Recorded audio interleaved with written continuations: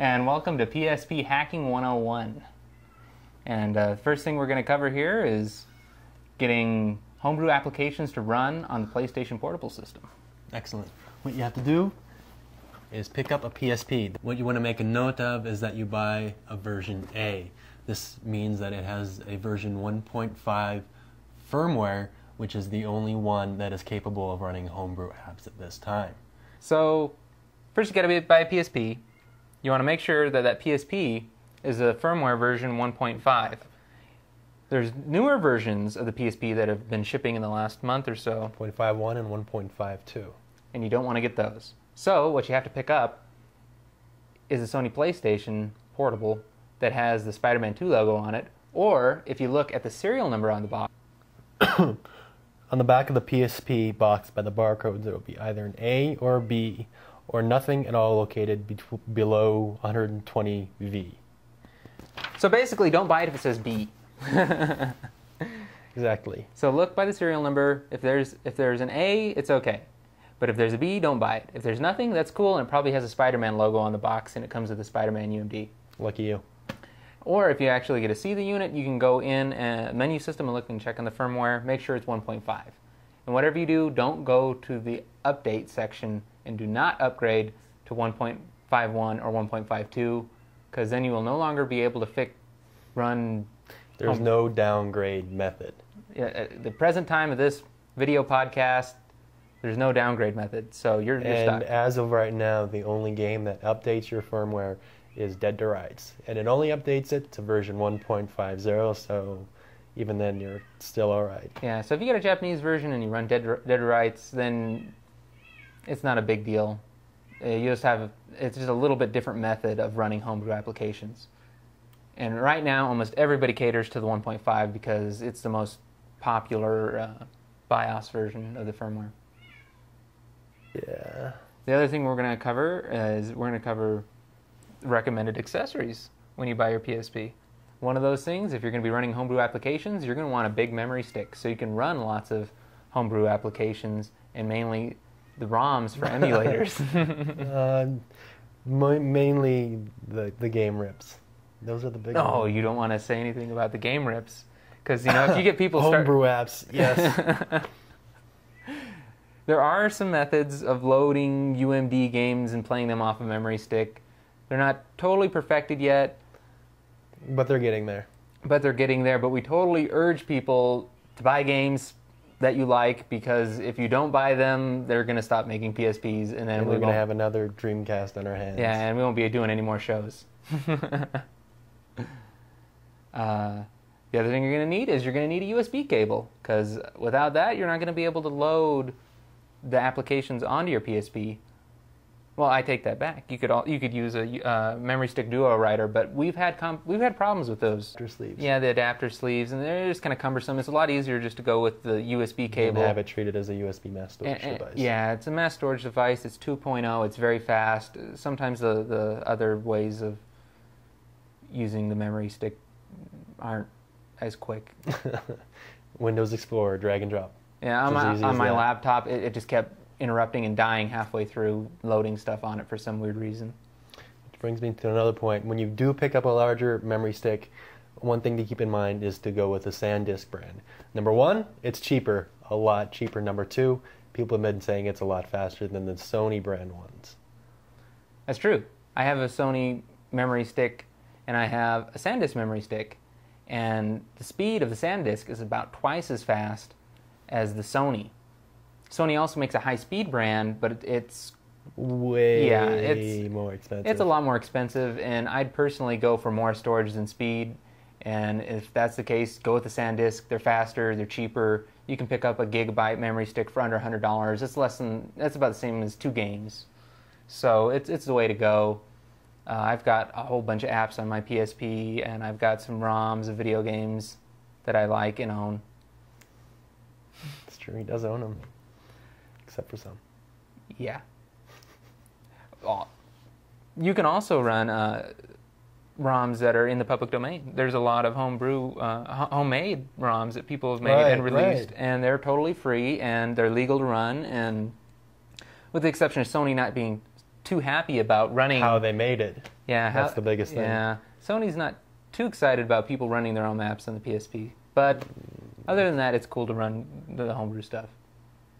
The other thing we want to, that's what we're talking about right now, the homebrew applications and emulators.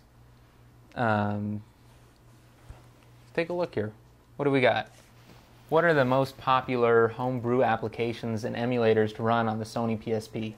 Well, personally, or do you want the list of all of them? Well, if you go online, do a Google search or whatever, you can go to like pspupdates.com, or there's a million sites out there.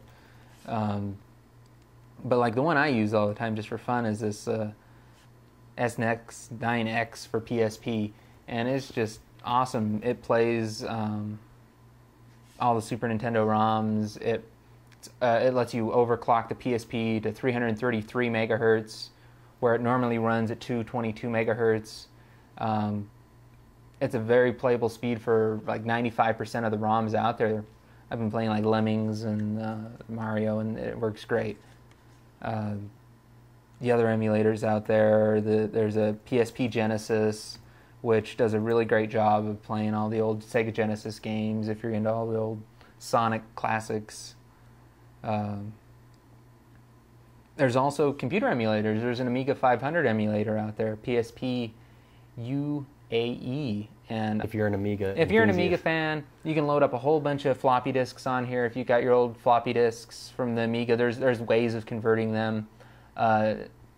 You do need the Kickstart ROM from the Amiga OS in order to run this emulator. And if you buy a little program called Amiga Forever, it's a great emulator on the PC. It's legal, and it comes with a bunch of apps and emulators. And there's also, I can't say Bejeweled because this guy got sued. He had to change it. The new version of this Bejeweled clone is called Polygons, or Polygon. And it's a very good little clone of Bejeweled, and it's free, and it runs on the PSP. It's a homebrew app. What did he change the graphics to? They sued him. Well, I mean, what did he end up using after he got just sued? his homemade ones that look pretty much the same. Kind of like Yahoo's take on Bejeweled? Yeah. Yeah, everybody under the sun's coming out with their own Bejeweled clone. In fact, there's a Lumines clone for the PC now, and it's pretty good from what I hear. I haven't tried it myself. But another thing to note is that most of the emulators support a CPU speed of 333 megahertz. This is the actual native speed of the CPU for the PSP. However, all of the games right now clock it down to 222 megahertz.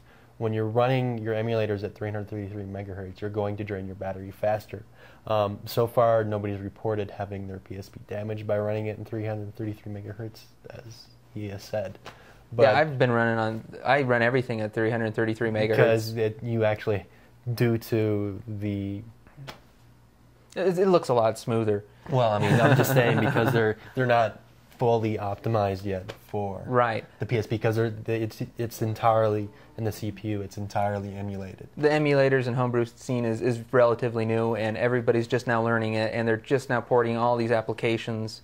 And they haven't quite gotten to using the graphics you want to keep processing for optimization. Yeah, you want to keep on top of these sites that have all the apps and games on them, because they're constantly updating them. Like every single day, they're coming out with new revisions, and they're coming out with faster graphics, new functionality, and it's a lot of fun to go out there and just see all the new things that people are creating for the PSP. And currently, you don't physically have to modify the PSP to play these things, which is a big difference from all the other systems. A lot of other consoles, yeah. Yeah, the DS is you need hardware to do something with that, and the power of it isn't there, and it's Xbox requires a lot of soldering. Yeah, the Xbox, there are ways that don't require soldering, but this by far is the simplest system to get these homebrew applications emulators working on, and it's portable. You can take it with you, and the cost of doing it is extremely low. It's a lot of fun. And it's the newest on the scene. Yeah, a lot of the newest on the scene. I see. We were following like the Xbox scene, and it slowed down. A lot of the people jumped on the PSP bandwagon, and they're just going nuts on this, and they're just writing like crazy and just coming out with all these things. You can get the weather on this. You can do VNC, which allows you to control your home computer from anywhere as long as you got a static IP. And that's come from the advent of people discovering how to use the Wi-Fi on it. And with that enabled, it leaves a lot of room for potential applications, especially homebrew apps, homebrew games, multiplayer, or chat. I mean, chat, you know, that's experimental. Yeah. You could use little smileys and post them to other PSPs. A lot of cool stuff coming out for the PSP. Stay tuned to this website. It doesn't exist yet. We don't have a website yet. We don't have a website yet, but we will. It'll be called PSP Hacking101. Oh, yeah, PSP Hacking101. Hey, do a search and see if the domain's open. What